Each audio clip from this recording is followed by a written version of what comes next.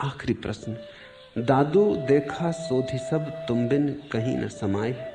दादू की ये बड़ी खोज जिज्ञासु की थी या साधक की या भक्त की? भक्त की कोई खोज नहीं। जहां जिज्ञासु और साधक की खोज समाप्त हो जाती है, गिर जाती है, वहां भक्ति का आविर्भाव है। भक्त खोजता नहीं, खोता है। वो परमात्मा को खोजने नहीं जाता, अपने को मिटाने चलता है। जिज्ञासु पूछता है सत्य क्या है, सिर्फ पूछता है। सोचता है कि सत्य क्या है, परमात्मा क्या है। ये एक प्रश्न है जिसका कहीं ना कहीं किसी बुद्धिमान ने कोई उत्तर दिया होगा। वो सोचता है कि परमात्मा एक प्रश्न है, उत्तर से हल हो जाएगा। वो बुद्धि का भरोसा करता है तो दार्शनिक हो जाएगा, फिलोसोफर हो जाएगा। धीरे धीरे वो किसी न किसी प्रश्न को घूम फिर के खोज खोज के किसी उत्तर के साथ राजी हो जाएगा। इसलिए नहीं कि उत्तर मिल जाएगा, इसलिए कि आदमी थक जाता है। आखिर खोज की भी एक सीमा है, आदमी थक जाता है। थक जाता है तो फिर कोई भी उत्तर स्वीकार कर लेता है। मैंने एक दार्शनिक के संबंध में सुना है कि उन्हें अपने से ही बात करने की आदत थी। किसी मित्र ने पूछा कि ये कुछ समझ में नहीं आता, आप दूसरों से तो बात नहीं करते, मौन रहे आते, लेकिन जब भी अकेले होते हैं अपने से बात करते हैं। ये आप आत्तन करते हैं या इसका कोई कारण? उस दार्शनिक ने कहा, इसना पसंद करता हूं तो इसका एक ही उपाय है कि अपने से बात करूं। बुद्धिमान आदमी की ही बात भी सुनना पसंद करता हूं और बुद्धिमान से ही बात भी करना पसंद करता हूं। इसका कोई और उपाय नहीं सिवाय इसके कि अपने से ही बात करूं। दार्शनिक धीरे धीरे अपनी ही बातों से राजी हो जाता है, सोच के कि बुद्धिमान हो गया। बहुत दिन तक पूछते पूछते थक जाता है प्रश्नों से, क्योंकि प्रश्न बेचैनी देते हैं। फिर किसी न किसी उत्तर पर राजी हो जाता है। इसलिए नहीं कि उत्तर मिल गया, उत्तर तो बुद्धि से कभी किसी को मिला ही नहीं। दर्शन से ज्यादा असफल कोई यात्रा ही नहीं, फिलॉसफी से ज्यादा व्यर्थ इस संसार में कुछ है ही नहीं। लेकिन हमें अगर गौर से देखोगे तो तुम पाओगे कि आखिरी प्रश्न वैसे ही का वैसा खड़ा है, उसका कोई हल ही नहीं होता। लेकिन जिसने उस दर्शन को मान लिया है वो अपने को उतनी जगह देखने को अंधा हो जाता है। बस एक प्रश्न बुनियादी को छोड़ देता, बाकी सब उत्तर मिल जाते। अगर तुम जैन दार्शनिकों से पूछो कि आत्मा क्यों कष्ट भोग रही है, तो उनके पास उत्तर है, पाप किए थे।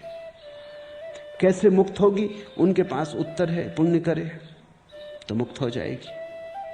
तुम उनसे सब तरह के प्रश्न पूछ लो, एक भर मत पूछना, वो भर उनका अंधापन। सभी दार्शनिकों का एक प्रश्न अंधापन होता है, उससे वो खुद बचना चाहते हैं, क्योंकि अगर वो फिर शुरू हो गया तो फिर विचार करना पड़ेगा। वो प्रश्न ये है कि आत्मा संसार में आई कैसे। वो तुम कभी जैनियों से मत पूछना, क्योंकि क्यों है अभी, इसलिए है कि पिछले जन्मों में पाप किए। ठीक, आगे कभी मोक्ष हो जाएगा क्योंकि पाप बंद हो जाएंगे, पुण्य हो जाएगा। लेकिन सवाल यह है कि संसार में आई ही कैसे। कभी तो आई होगी, करोड़ों करोड़ों जन्मों पहले, लेकिन एक दफा तो पहला जन्म हुआ होगा। वो पहला जन्म बिना पाप के कैसे हुआ? और या कि संसार में बिना आए भी पाप हो सकता है, तो बिना संसार में आए तो पाप कैसे होगा? परिस्थिति चाहिए तभी पाप होगा। तो पहली आत्मा कैसे उतरी? शंकराचार्य से पूछो, हिंदुओं से पूछो, वो कहते हैं सब माया है, सब सपना है, इसमें कोई सार नहीं, ये सब झूठा है। परमात्मा ही, ब्रह्म ही केवल सत्य है। उनसे ये मत पूछना कि अगर ब्रह्म ही केवल सत्य है तो माया आई कहां से, क्योंकि सत्य से केवल सत्य ही आ सकता है। उनसे तुम ये मत पूछना कि माया कहां से आई, तब वो नाराज हो जाएंगे। वो कहेंगे अब तुम जरा ज्यादा हट दिखला रहे हो, तर्कवादिता दिखला रहे हो। इसका उत्तर उनके पास नहीं, इसके प्रति वो अंधे। ऐसा हुआ कि वेदों में, उपनिषदों में कहानी कि जनक ने एक बहुत बड़े, कि जो भी जीत जाएगा विवाद में वो इनको ले जाएगा। बड़े बड़े पंडित इकट्ठे हुए, ज्ञानी तो वहां कोई भी ना आया होगा, क्योंकि ज्ञानी विवाद में भरोसा नहीं करता। शास्त्रार्थ तो मूढ़ों की प्रक्रिया है, बच्चों के खेल है। लेकिन बड़े बड़े पंडित आ गए। और तब पीछे याज्ञवल्क्य आया, वो महापंडित था। वो इतना बड़ा पंडित था कि जब वो आया तो दोपहर हो गई थी। लोग उसकी प्रतीक्षा कर रहे थे कि वो आ जाए तो काम शुरू हो, विवाद शुरू हो। वो अपने शिष्यों के साथ आया। गऊओं को पसीना आ रहा था। उसने कहा कि देखो तुम गऊएं ले जाओ अपने आश्रम, मैं विवाद निपटा लूं। ठीक, वो जीतेगा विवाद में। और वो विवाद में करीब करीब जीत गया था। तभी एक स्त्री ने उसकी हालत खराब कर दी। और स्त्री ने ही वो हालत खराब की, ये भी थोड़ा सोचने जैसा। कहानी बड़ी मधुर है। पुरुष से अगर तुम विवाद करो तो तुम जानते हो ठीक ठीक कि विवाद किस रास्ते पर चलेगा। दोनों पुरुष हो, एक दूसरे का मन समझते हो। स्त्री के साथ विवाद मुश्किल है। हर आदमी जानता है, जिसका भी स्त्री से कभी विवाद हुआ, उसका कुछ तर्क समझ में नहीं आता। वो कहां से कहां छलांग लगा ले। तुम कुछ कह रहे हो वो कुछ सुने, तुम कुछ बताओ वो कुछ समझे। सकती आगे में कोई सार नहीं है। ये ठीक है कथा कि गार्गी नाम की स्त्री खड़ी हुई आखिर में।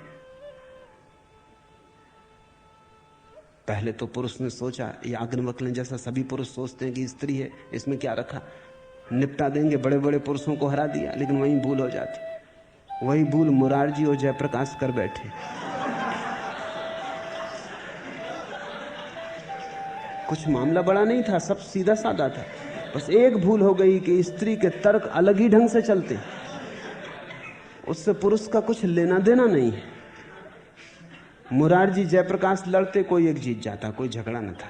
दोनों साफ समझ लेते, दोनों कन एक ही तर्क को मानता। स्त्री के साथ उपद्रव है, हो सकता है वो चाल ही न चले और पलटा उल्टा था। तो वही हुआ, चाल ही खत्म कर दी, खेल ही बंद हो गए। अब सब खिलाड़ी जेल में बैठे। याज्ञवल्क्य उस दिन इसी मुसीबत में पड़ा। वो गार्गी खड़ी हुई, तब तो उसने सोचा कि क्या रखा, ऐसी बहुत गार्गियां देख ली। लेकिन अगर उसे थोड़ी भी समझ होती तो उसे याद होना चाहिए था उसकी 2 पत्नियां थी, उनसे कुछ भी सीखा होता तो ये भूल कभी ना करता। लेकिन लोग सीख सीख के भूल जाते हैं। गार्गी ने प्रश्न किए।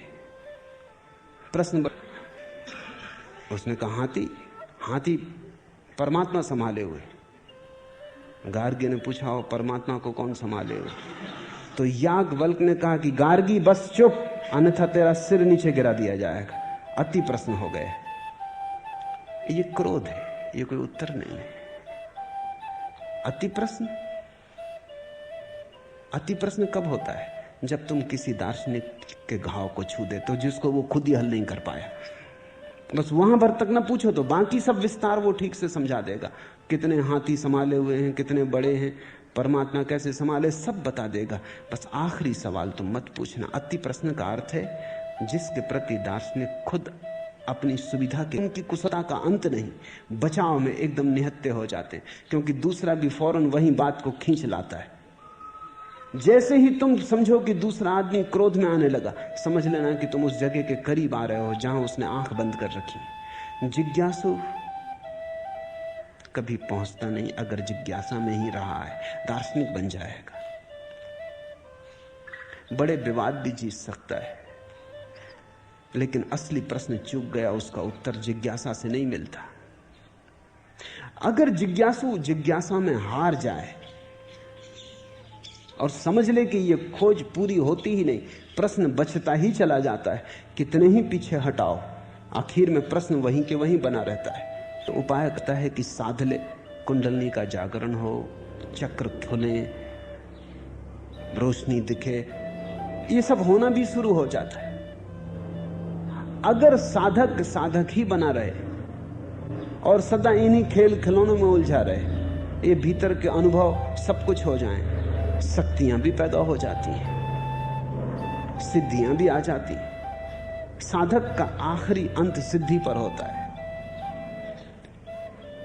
वो चमत्कार भी कर सकता है, लेकिन वे सब चमत्कार अहंकार को ही भरते हैं।